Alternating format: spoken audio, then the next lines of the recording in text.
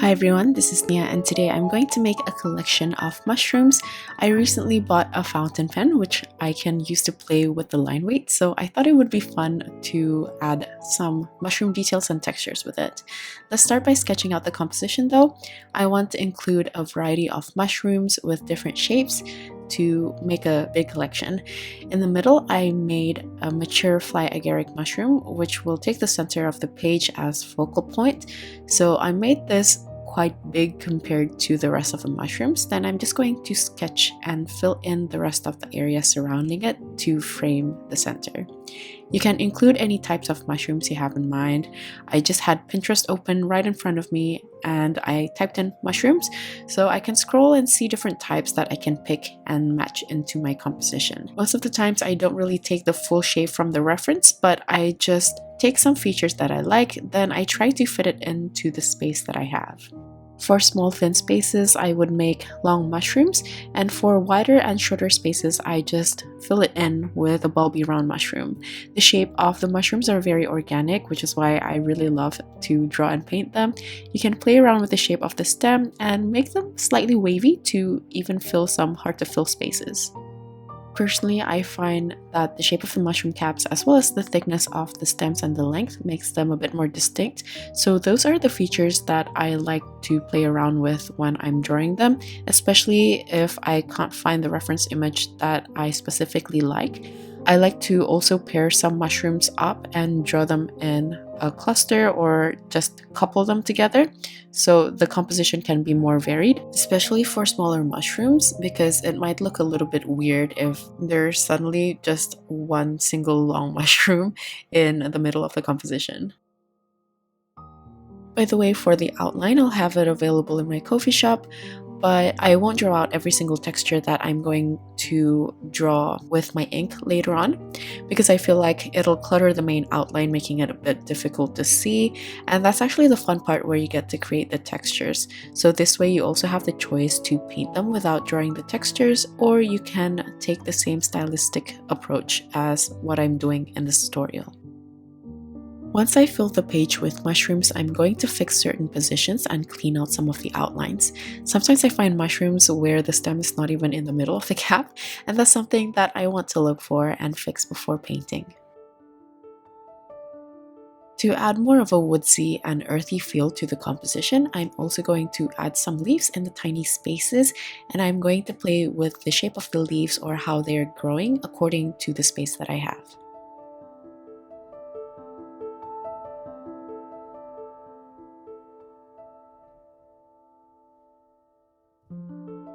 I think I'm fairly happy with how the page is filled, so I'm going to move on to the list of colors. This is Yellow Ochre by Holbein, Prussian Blue by Holbein, Terre Verte by Holbein, Winsor Red by Winsor Newton, Vermilion by Holbein, Permanent Yellow Deep by Holbein, and Burnt Umber by Holbein. I'm also going to use this fountain pen. It's called Sailor Fude de Mannen, and this was my first time using it, and just a heads up, I really love the line variation. Before adding the ink details, I'm going to start by painting all the mushrooms first though. I'm starting with a chanterelle on the top left here, and I'm just using a medium consistency of Permanent Yellow Deep. And I'm going to leave it to dry and move on to a different mushroom by adding some vermilion into the Permanent Yellow Deep to paint the cap in a light consistency. Then I'm going to use the same color in a thicker consistency to paint the center where there's a dip. This is just the base color, so I'm painting the thicker consistency of vermilion at the center on the damp surface. Next, I'm going to paint the base of the fly agaric mushroom. I want this really vibrant red, so I added Winsor Red into the vermilion. I didn't draw out the white scales because I thought I was just going to leave it as negative space, but I ended up drawing it here, so it's a bit easier to avoid as I'm painting the base color. For the top center of this cap, I'm using a thicker consistency of the red, so the paint doesn't flow as fast and the color is also more vibrant. Then as I get towards the bottom, I try to add a bit more water and use a slightly lighter consistency.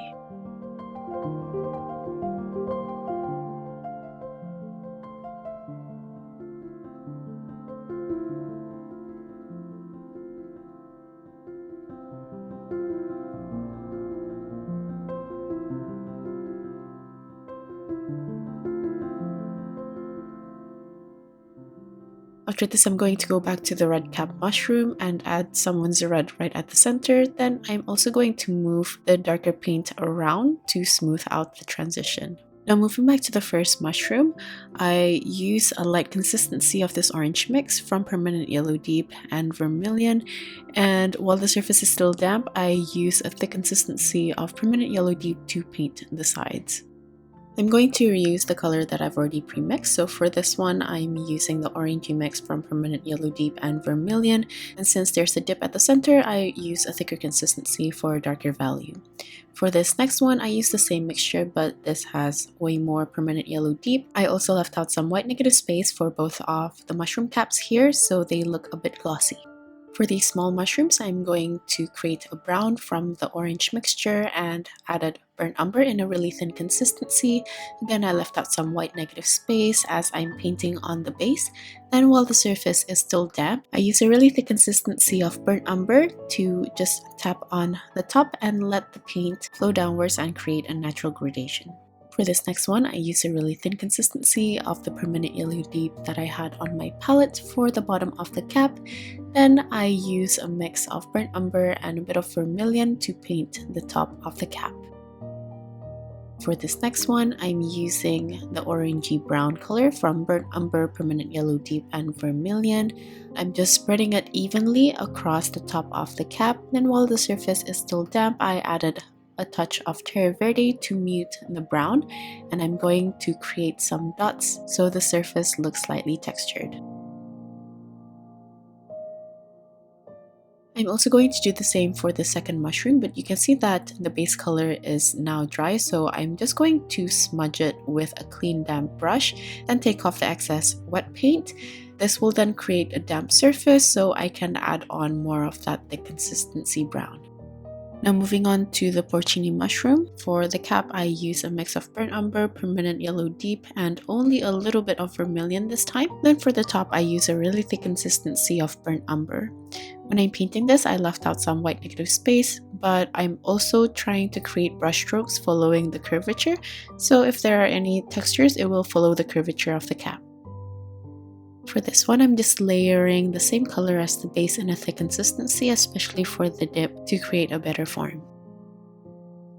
I want this next one to be a little bit peachy, so I'm just using a mix of vermilion and a touch of Permanent Yellow Deep, starting with a very thin consistency for the gills. Then for that slight bit of cap at the top, I use a thicker consistency. Those are basically the color mixtures. You can just play a bit with the ratio to create different tones. So for this one, you can see that it's a bit more brown, so it has more burnt umber in the ratio, and I'm starting with a light consistency for the base of all three mushrooms here. And since I want the base to be very light, before everything dries off, I took off the excess paint with tissue. Then I use a thicker consistency and a dry brush load to paint on some line textures for the cap.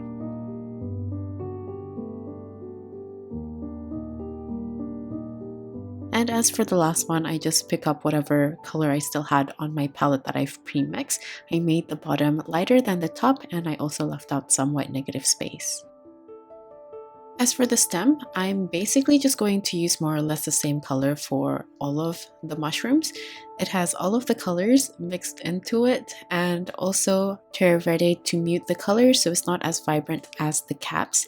You can see on my palette that I'm using a very light consistency. It's very watery, and I'm just going to paint the base color. You can use a thicker consistency of the same mixture to give a bit more form to the sides of the stem, as well as darken underneath the caps on the gills and the connection between the stems and the gills.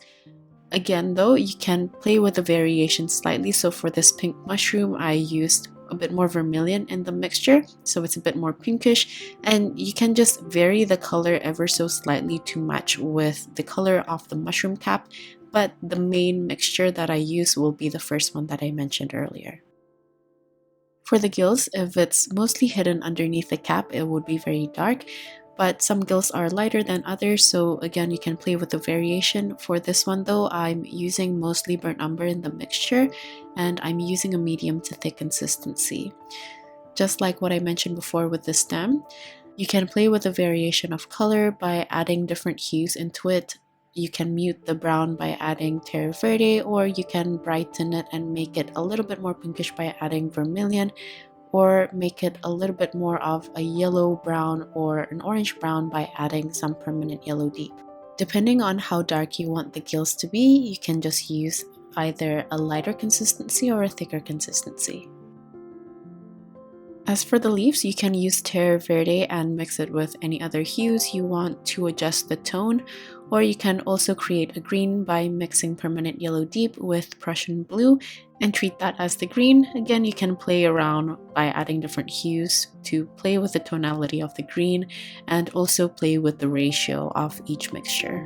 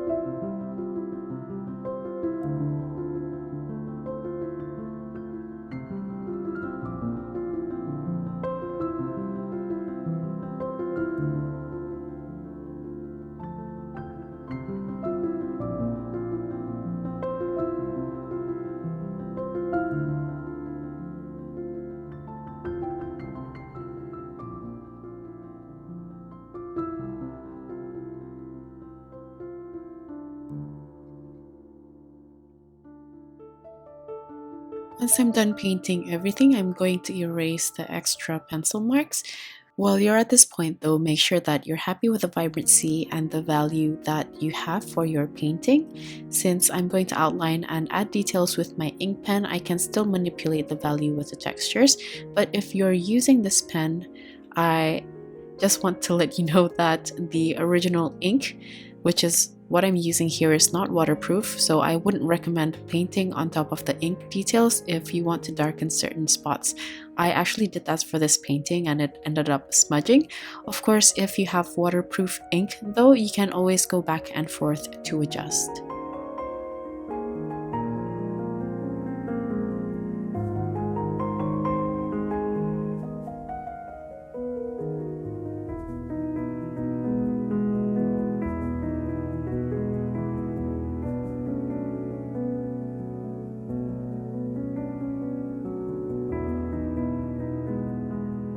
Since I'm going to draw in a lot of detail with my fountain pen, it'll take a while to complete this process, but this was actually very satisfying and the pen was so flexible and such a pleasure to use.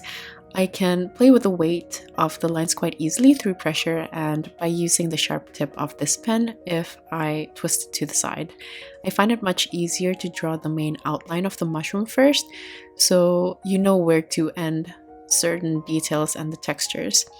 Once I've established the main outline, that's when I feel comfortable to add on the textures, like a little bit of texture for the cap and a lot of lines for the gills as well as the lines on the stems. But at this point, I only thought about the textures without thinking too much of the value. I'm just placing the lines down following the growth of the mushroom, but once I'm done with all the textures, then I'll look at certain areas again to darken or make the lines closer together in order to depict darker values and enhance the three-dimensional form. For the main outline, I personally like to use a thicker line weight, so I'm just using the main nib, whereas for the textures and the fine lines for the stem as well as some of the gills, I like to twist my pen around and use the very pointy tip. So if you're using an art liner or a drawing ink pen, you can maybe try to use a 0.3 or 0.3 for the main outline to make the lines thicker, and then switch to 0.1 or 0.05 for the fine textures.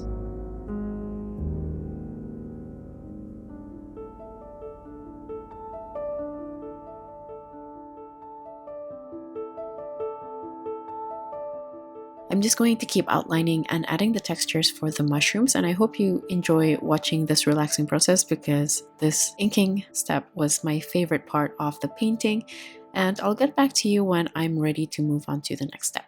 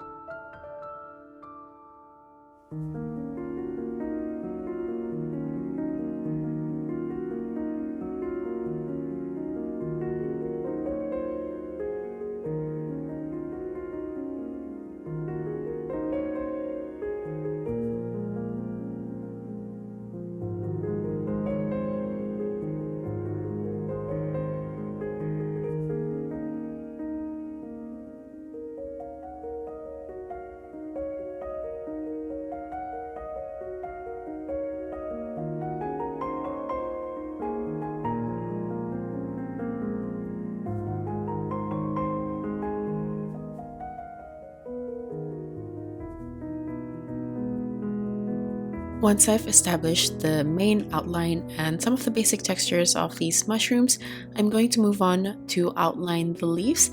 I'm drawing using a thick line weight because the leaves are fairly small compared to the mushrooms, so I try to balance their visibility by using a decent line weight. For some of the larger leaves, I like to add some imperfections around the edges so it looks like parts of the leaves are slightly dry and it crumbled off. And I also like to thicken parts of the lines. This way the outline looks a bit more organic. For some of the large leaves, if there's enough space, I like to add the midrib using a thick line weight.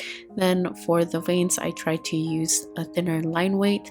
And if there's additional space, sometimes I also like to add dots to add to the imperfections.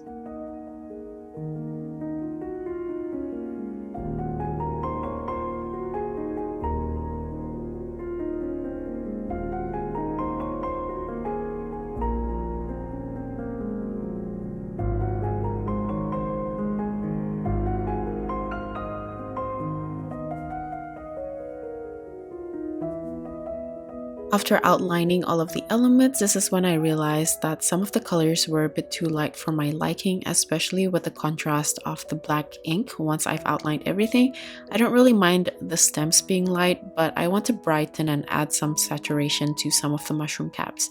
This was okay if I paint on areas which doesn't have too much ink distribution, but when I tried to darken the gills of the chanterelle mushrooms, that was when it became very visible. But since I already painted one side, I decided to just balance out the other side with the smudged ink, since this way it also darkened the value. After that, I waited for everything to dry, and this is when I decided to add the values through more textures. So I added more detail and etched on those dark spots, especially for the gills close to the stem underneath the mushroom caps. For the chanterelle, I also added more line details on top of the smudged ink, so it looks a little bit more intentional. Lastly, I'm going to add some grassy or moss textures, sometimes also small leaves underneath the mushrooms. I just find that this addition again brings more of a woodsy natural feel, since without it, I feel like the composition just looks a bit too clean.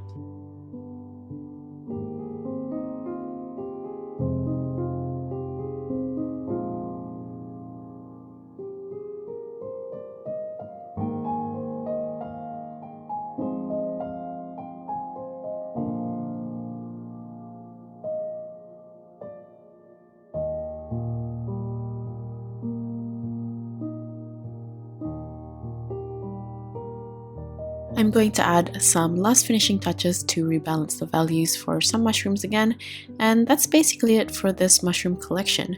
I personally enjoyed drawing this with the fountain pen so much, and I hope you enjoyed watching the process of this painting. If you're new to this channel, feel free to subscribe for more tutorials every Friday.